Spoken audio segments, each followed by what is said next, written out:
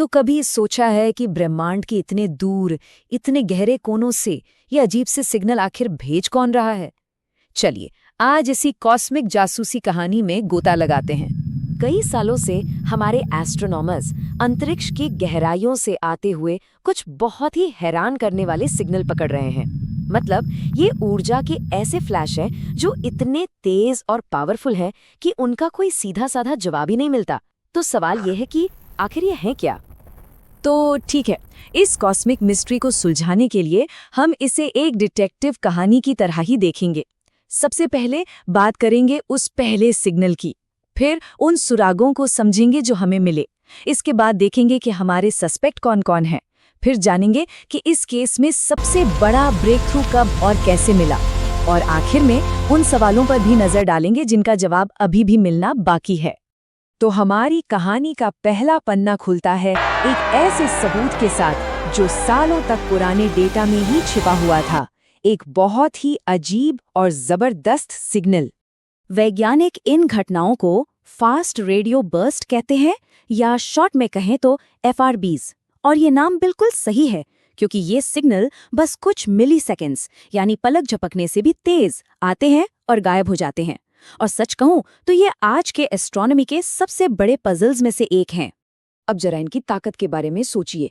एक अकेला FRB बस 1 मिलीसेकंड में जितनी एनर्जी छोड़ता है, उतनी हमारा सूरज पूरे 3 दिनों में जाकर पैदा करता है। मतलब, इसकी ताकत का अंदाजा लगाना भी मुश्किल है। पर यहाँ एक मजेदार बात है।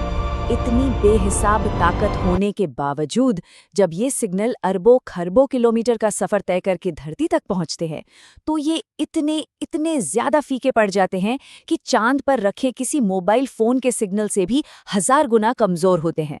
है ना कमाल की बात? और देखिए, इस पूरी जांच की शुरुआत भी एक तरह से गलती से ही हुई। हुआ ये कि 2001 का एक सिग्नल जिसे किसी ने नोटिस नहीं किया था, सालों बाद 2007 में एक स्टूडेंट डेविड नार्कोविक को मिला, वो भी पुराने डेटा को खंगालते हुए। और बस इसी एक खोज ने एस्ट्रोनॉमी की पूरी एक नई ब्रांच खोल दी। तो चलिए अब अपने एविडेंस बोर्ड पर नजर डालते हैं। देखते हैं कि इन रहस्यमय सिग्नल्स ने हमारे लिए क्या-क्या सुराग छोड़े हैं। तो देखिए, ये जो सुराग हैं, ये हमें एक बहुत ही खास कहानी बताते हैं। पहली बात, इनका सोर्स छोटा है। दूसरी, ये हमारी गैलेक्सी के बाहर से आ रहे हैं, मतलब बहुत बहुत दूर से। और तीसरी और सबसे ज़रूरी बात, ये किसी ऐसी जगह से आ रहे हैं जहां ज़बरदस्त मैग्नेटिक फील्ड है, मतलब कोई बहुत ही एक्सट्रीम माहौल। अब जब सुराग हाथ में थे, तो साइंटिस्ट्स ने अपने सस्पेक्ट्स की लिस्ट बनानी शुरू की। इस लिस्ट में कुछ तो जाने पहचाने अपराधी थे और कुछ बिल्कुल नए और अनजाने। तो सस्पेक्ट नंबर 1, कोई बहुत बड़ी विनाशकारी घटना। सोचिए, 2 न्यूट्रॉन स्टार्स जो खुद में ही बहुत ज्यादा डेंस होते हैं, वो आपस में टकराकर एक हो जाएं। ऐसा भयानक टकराव तो यकीनन एनर्जी का एक जबरदस्त बर्स्ट पैदा करेगा ही। फिर आता है सस्पेक्ट नंबर 2, मैग्नेटार। अब ये क्या बला है? समझिए कि ये एक तरह के न्यूट्रॉन स्टार ही हैं, लेकिन इनका मैग्नेटिक फील्ड हमारी पृथ्वी से हजारों खरब गुना ज्यादा शक्तिशाली होता है। सच पूछे तो ये पूरे यूनिवर्स के सबसे ताकतवर मैग्नेट हैं। और हाँ, जब भी यूनिवर्स से कोई ऐसा सिग्नल आता है जिसका कोई मतलब समझ ना आए, तो एक वाइल्ड कार्ड एंट्री तो हमेशा होती है, एलियंस। क्या ये सिग्नल किसी एडवांस्ड सिविलाइजेशन की तरफ से आ रहे हैं? इस थ्योरी को भी नजरअंदाज नहीं किया गया। वैसे आपको बता दूं कि ये पहली बार नहीं है कि किसी सिग्नल को एलियन से जोड़ा गया हो।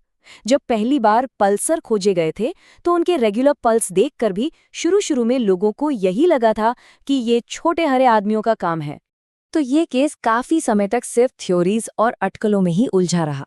लेकिन फिर एक के बाद एक कुछ ऐसी खोज हुई जिन्होंने पूरी कहानी ही बदल दी और शक की सुई एक खास सस्पेक्ट की तरफ घूम गई।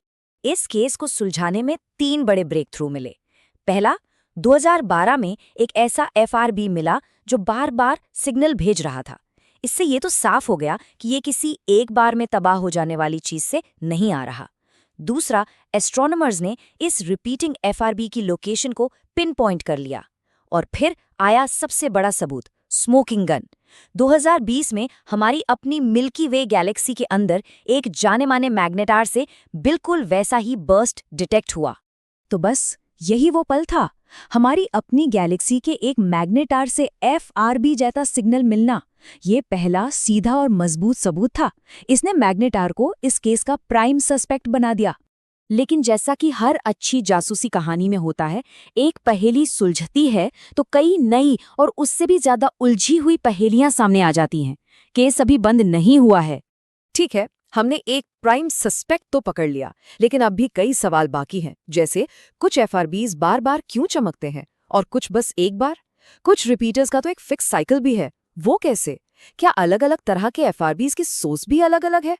और सबसे बड़ा सवाल, आखिर मैग्नेटार से ये इतने भयानक बर्स्ट निकलते कैसे हैं? इसकी असल फिजिक्स क्या है? मतलब इन्वेस्टिगेशन अभी भी चल रही है।